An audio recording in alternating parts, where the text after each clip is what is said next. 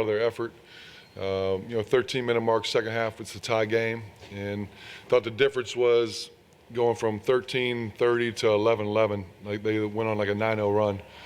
And I thought that was the game right there. And then they created separation, the next two 4-minute wars. But our guys battled. I thought we got fatigued at the end. And I think the thing that Kentucky does so well, they put so much pressure on you, transition and rebounding. And eventually at some point you're going to make a mistake. And they had that separation right there. But, we came in here expected to win. We believed we could win. We knew we had to make shots to do it.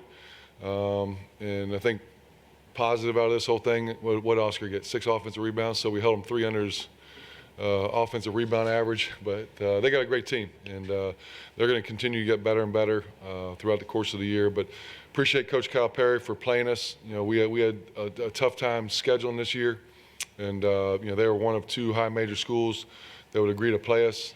So I appreciate the opportunity. Coach, Oscar had the early foul trouble, and yet Kentucky really owned the boards on you guys. What did you see there? How did they do that without Oscar? Yeah, I thought, he played a minute and a half in the first half, and as a coach, you're like, okay, here we go, right? And, our thought coming in was we had a mismatch on our offensive end to have him guard Jason Carter, and thought we went at him a couple times, to get him in foul trouble. And, those 50-50 balls, those long rebounds in the second half. And, coming in, our game plan was to, help off of Brooks. Wheeler's so good getting downhill. Tshiebwe's rolling. You got Grady on the backside. So you have to give up something and give him credit. He hit probably 6-7, 17-foot jump shots. And that was something we were willing to give up.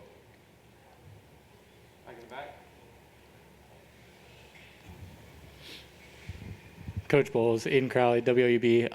BVP was a warrior tonight, played nearly the whole game. What can you say about his fight in this one and his contribution to the team?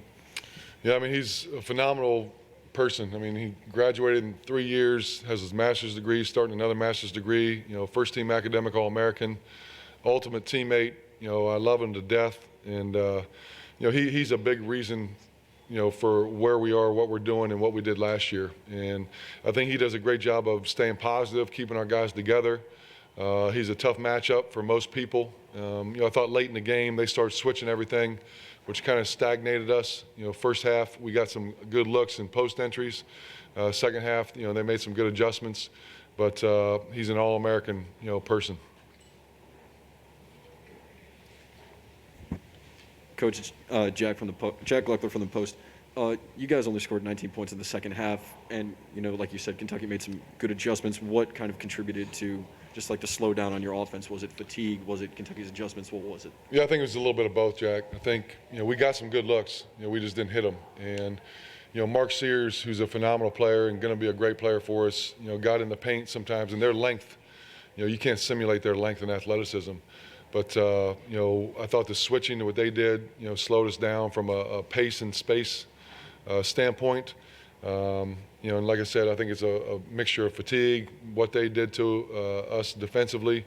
But, I was, without looking at the second half, I was happy with some of the looks we got. Anyone else? Okay, John. Coach Calipari talked about his team getting tested early in the season. Where do you think your team provided the most stiffest tests? Yeah, it's when you play games, everyone's different, right? And our matchup is we have a 4 and a 5 who can really skilled, can shoot the 3. So they had to make some adjustments to it, which they did.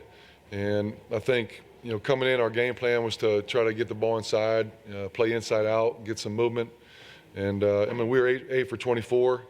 Very easily could have been 14 for 24. If you do that, that's a different game. But when fatigue kicks in, which I thought it did, our shots were short. But really proud of our guys executing, and I wish them the best of luck the rest of the year. Coach, talk about the pressure that Wheeler put on you outside. He's a dual guard. He did sort of a pest all over the floor. Talk about him. Yeah, I think their pressure is really more to speed you up, maybe to wear you down. But we had 5 turnovers, so the pressure, the trapping really didn't bother us from that standpoint. But when you have to consistently go against 94 feet, which we'll see, throughout the course of the year, and he's quick. I mean, he's quick laterally, he's quick, with the ball in his hands, and but I thought we did a great job, with 5 turnovers. Proud of that aspect. Jeff, Joe Collins, WAB Public Media. One of the players that really stood out for Kentucky in the second half was Ty Washington. He had 20 points, he had 11 rebounds and 5 assists. What kind of challenges did he make for you guys defensively, and just how he could move around the floor and move the ball around? Yeah, coming in, we didn't think he was a great shooter. He's more slasher driver, and he's so shifty, with the basketball. I mean, he's a pro. And he is a great complimentary guy, four-wheeler who puts so much pressure on, driving downhill. You got Grady, who you got to lock onto so he doesn't get any open threes. You got Toshiba rolling. So I think he's a great piece for him. And, like I said, we were kind of worried about, Wheeler, Grady, and Toshiba coming in, knowing that, Ty was going to get some points, and, he's a great one-on-one player, hit some tough shots. We wanted to try to make him work for, what he got, but, Grady was 0 for 2, 0 for 1. That's something we wanted to take away. And, you can't take away everything.